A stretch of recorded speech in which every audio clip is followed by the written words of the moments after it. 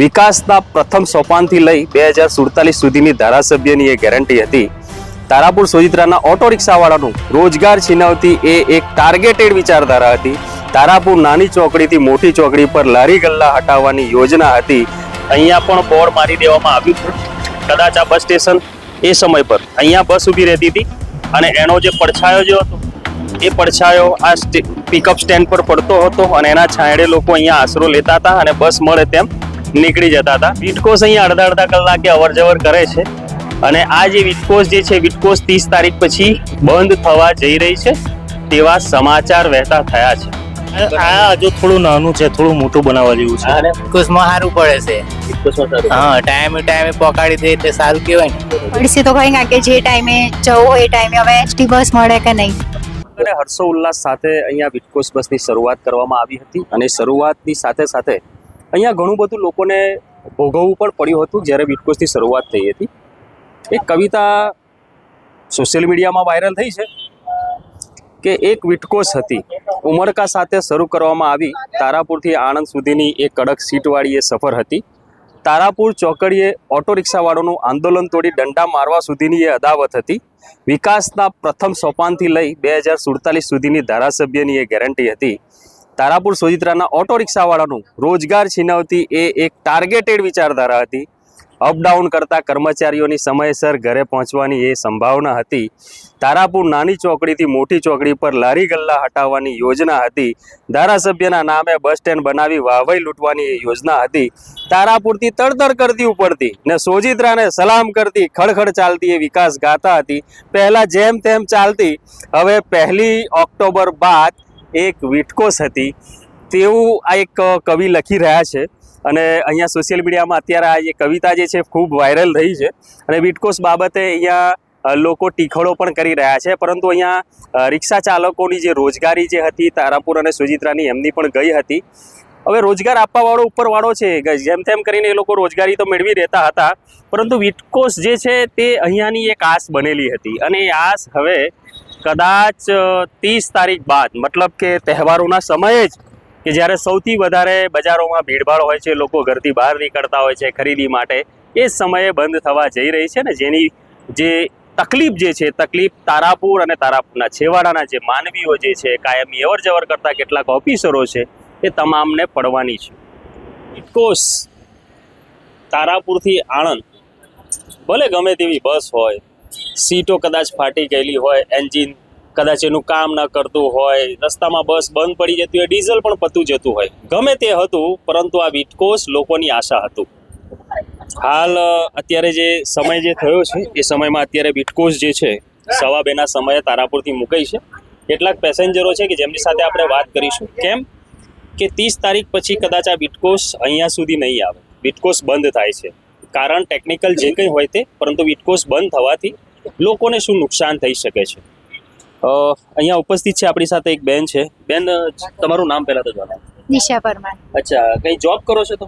Daily? એટલે તારાપુરના છો કે આણંદથી? આણંદના છો, તારાપુર આવો છો, તો શામાં જોબ કરો છો? Post department. પોસ્ટમાં. તો તમે ડેઈલી અવર જવર અહીંયાથી આ બસમાં જ કરતા હશો ને? બરોબર છે. તો આણંદથી આવવામાં સરળતા રહેતી હતી? હા. અને અહીંયાથી જવામાં હવે 30 તારીખથી તો લગભગ વિટકોસ આપણી વચ્ચે નથી એવું કહે છે, તો શું તકલીફ તમને શું પડશે?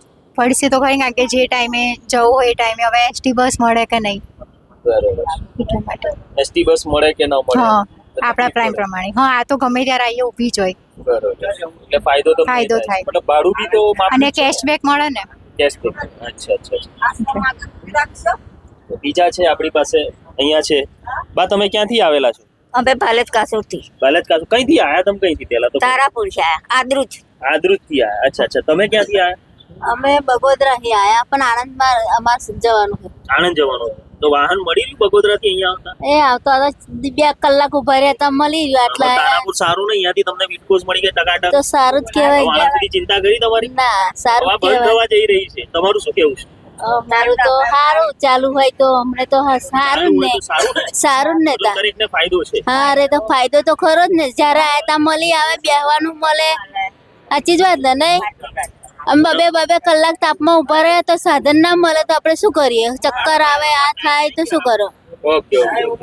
અત્યારે બસનો ટાઈમ પણ મતલબ થઈ ગયો છે અહીંયાથી ઉપડવાનો, અને એ ડ્રાઈવર એ કંડક્ટર એ પોતે બી અત્યારે અસમંજસમાં છે કે કદાચ 30 તારીખ પછી એ લોકો આ બસને અહીંયા દોડાવી નહીં શકે, એમને પણ રોજગારનો મસલો છે. તમે જોઈ શકો છો તારાપુર ચોકડીના આ દ્રશ્યો છે. એક તરફ ધારાસભ્ય શ્રી વિપુલભાઈ પટેલ દ્વારા અહીંયા એક પિકઅપ સ્ટેન્ડ બનાવવામાં આવ્યું છે, અને વિપુલભાઈ પટેલ દ્વારા જ અને એમના જ સાહસથી આ વિટકોસ ચાલુ કરવામાં આવી હતી. અને આજે આ જે વિટકોસ જે છે, ભલે આંચકા મારતી વિટકોસ હોય, પરંતુ આજે ઘણા બધા પેસેન્જરો, કેમ કે તમને ખબર હોય તારાપુર ચોકડીમાં કોઈ એવી જગ્યા નથી, કોઈ એવો શહેર નથી કે જ્યાં પેસેન્જરો આરામથી રહી શકે. અહીંયા વાત જો કરવામાં આવે તો આપણે આ પિકઅપ સ્ટેન્ડ કે જે વિપુલભાઈ દ્વારા જે નિર્માણ કરવામાં આવ્યું હતું, એમના સહકારથી બનાવવામાં આવ્યું હતું. લોકોની જે પરિસ્થિતિ જે હતી એ પરિસ્થિતિને આધીન અહીંયા બનાવવામાં આવ્યું હતું. આજે આપણને પણ એક આ સ્ટેન્ડના પડછાયામાં આપણે અહીંયા બેઠેલા છે, એના છાંયડામાં આપણે અહીંયા બેઠેલા છે.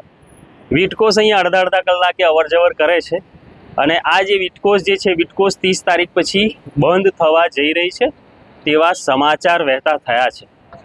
પેસેન્જરો જે છે, પેસેન્જરો થોડા મૂંઝાયેલા છે કે જે ડેઇલી અપડાઉન અહીંયા કરે છે. સાથે સાથે આ વિસ્તારની અંદર તમે જુઓ કે તારાપુરના જે 42 જે ગામડાઓ જે છે, ગામડાઓમાંથી દૂરથી અહીંયા આણંદ જ્યારે જવું હોય તો એકમાત્ર પાછલા કેટલાય વર્ષોથી એકમાત્ર સાધન હતું આ વિટકોસ, અને એ વિટકોસ હવે બંધ થવા જઈ રહ્યું છે. અહીંયા આપણી પાસે ઉપસ્થિત બીજા પણ પેસેન્જર આવેલા છે. તમારે ક્યાં જવાનું છે? કંઈ બરોડા જવાનું? એટલે અહીંયાથી શામાં જવાના તમે? સરકારી બસ આવે એમાં. સરકારી બસ? મતલબ આ પિકઅપ સ્ટેન્ડ સારું છે ને તમારા માટે? અત્યારે કોઈ જગ્યાએ બેસવાની જગ્યા કરી અહીંયા? નથી, આ એકમાત્ર જગ્યા છે. બીજું કઈ છે દેખાતું જ નહીં. નથી દેખાતું? તમારા હિસાબે શું કરવું જોઈએ આ ચોકડી પર? સ્ટેન્ડ આ જો થોડું નાનું છે, થોડું મોટું બનાવવા જેવું છે. વિપુલભાઈ સાંભળતા હોય તો થોડું સાંભળી લો, અને ખરેખર જરૂર છે, કેમ કે આ નાના મોટા પેસેન્જરો અહીંયા જ્યારે આવતા હોય થોડા ઘણા તો એના માટે ઇનફ છે. પરંતુ અત્યારે જે ફર્સ્ટ ક્લાસ સુશોભિત જે બનાવેલું છે પણ એ થોડું નાનું પડ્યું છે એવું બરોડાના પેસેન્જર કહી રહ્યા છે. શું નામ તમારું? સુરેશ ગોસાઈ. અચ્છા, તો મૂળ તમે અહીંયા તારાપુર બાજુ કઈ કામથી આવેલા કે ખાલી? મારી સાસરી છે. તમારી સાસરી કયા કામ? ગાળા સોજિત્રા ગાળાથી. એટલે અહીંયાથી તમારે બસ પકડવાની? બસ પકડવાની બરોડા. અહીંયા કોઈ પિકઅપ સ્ટેન્ડ બસોનું અહીંયા નથી? ના, બીજું કોઈ નથી. આ એક જ યાદ કરીએ તો ઊભી રહે છે. હા, હાથ કરીએ અને ઊભી રહે છે. મોટે ભાગે આ ચોકડી પર ઊભી રહે છે, અંદર નથી છે કે જ્યાં તમને તમામ વાહનો બધા વાહનો ઊભા રહે. અહીંયા અમારું એક દુર્ભાગ્ય એવું થયું કે અહીંયા એક વિટકોસ બસ ચાલતી હતી, અને તારાપુર એટલે છેવાડું કહેવાના જિલ્લાનું, અને એની અંદર કાયમી જે પેસેન્જરો અવર જવર જે કરતા હતા ને, એ બસ હવે 30 તારીખથી અહીંયા બોર્ડ પણ માર્યું છે 30 તારીખથી બંધ કરવાના છે. તો તમારા હિસાબે તમે તો બહારના છો એટલે આ ફિલિંગ તમને ખબર પડતી હશે કે વાહન બદલા. મારું માનવું એવું છે કે જો એ બંધ કરે તેની સામે વાંધો નથી, પણ એની સામે સરકારી બસો ચાલુ કરવી જોઈએ. બરોબર છે, 100%. અથવા તો પછી જે છે એ ચાલવા દો, બેમાંથી એક કરો. પણ કારણ કે પોલિટિકલ ઇસ્યુ નથી, પણ ટેકનિકલ કંઈક કારણો છે.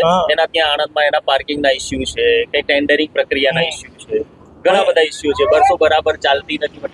પબ્લિકને વાહન વ્યવહારનું સાધન મળી રહે એવી સરકારે કોઈ પણ કાર્યવાહી કરવી જોઈએ. હું એવું માનું છું. કોઈ પણ કાર્યવાહી, કારણ કે અહીંયા આગળ જો વિટકોસ બંધ કરી દેશે તો સામાન્ય માણસોને બસની રાહ જોવી પડે. બસો ઓછી આવતી હોય તો જવા આવવામાં તકલીફ પડે લોકોને. પછી રિક્ષાની અંદર વધારે ભાડા ખર્ચીને જવું પડે.